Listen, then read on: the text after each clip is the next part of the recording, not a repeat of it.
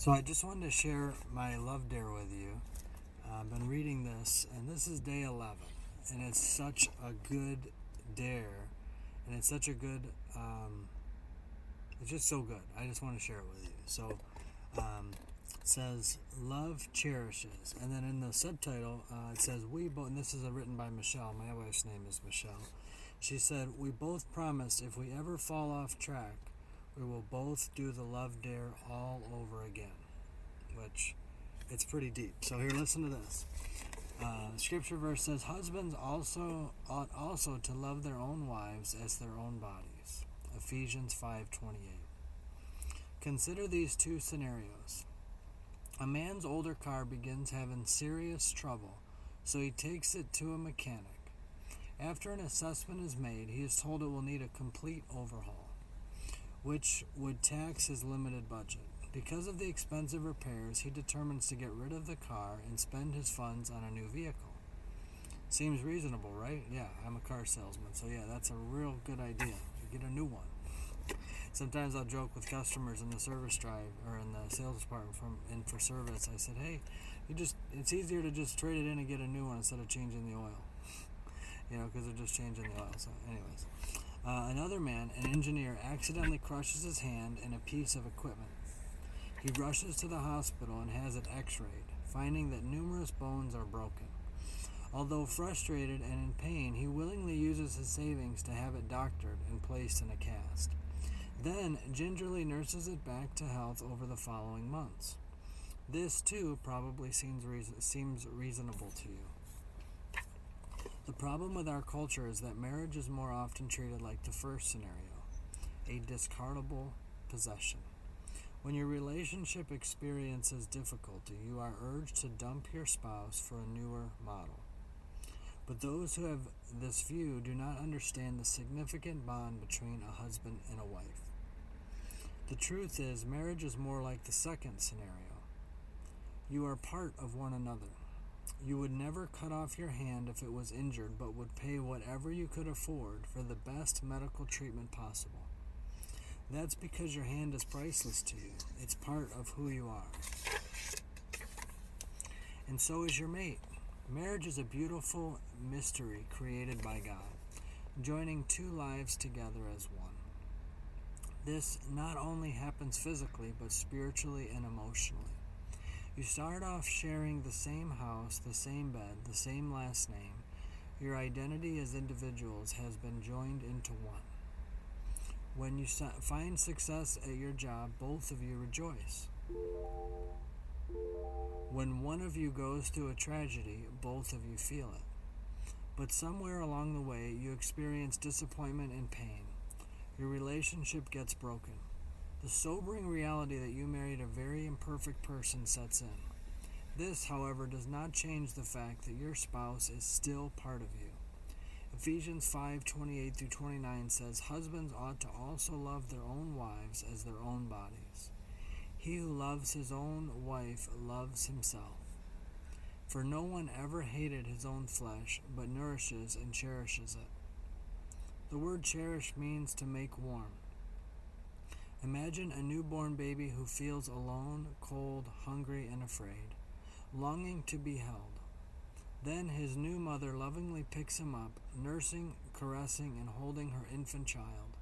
1 Thessalonians 2:7. Her careful attention and tender affection warms her baby both physically and emotionally. This is the biblical picture of how a husband and wife are to cherish one another. Life is cold and unpredictable. Everyday stress can wear us down. Relationships can sometimes be hard and go through seasons of winter instead of those warm days of spring. It is our responsibility above every other person on the face of the earth to step in and tenderly touch, caress, and warm the life of the heart of our spouse. Much of this cherishing can be done in how we gently touch our mate in non-sexual ways. Coming up behind your wife at the sink and kissing her on the neck. Reaching over in the car and caressing his arm. Putting your arm around her while sitting in church. Walking closely beside him and taking his hand. holding her while you watch a movie together, nourishing them with the warmth of your affection. Remember, when you show love to your spouse, you are showing love to yourself as well. But there is a flip side to this coin. When you mistreat your spouse, your mate, you are also mistreating yourself. Think about it. Your lives are now interwoven together. Your spouse cannot experience joy or pain, blessing or cursing without it also affecting you. So when you attack your mate, it is like attacking your own body. It's time to let love change your thinking. It's time for you to realize that your spouse is as much a part of your hand, your eye, or your heart. She too needs to be loved and cherished. And if she has brokenness and issues causing pain or frustration, then you should nourish and cherish her with the same love and tenderness as you would a bodily injury. If he is wounded in some way, you should think of yourself as an instrument that helps bring warmth and healing to his life. In light of this, think about how you treat your spouse's physical body. Do you cherish it as your own? Do you treat it with respect and tenderness? Do you take pleasure in who they are? Or do you make them feel foolish or embarrassed? Just as you guard the safety and well-being of your own body, you should treat every part of your spouse as a priceless gift.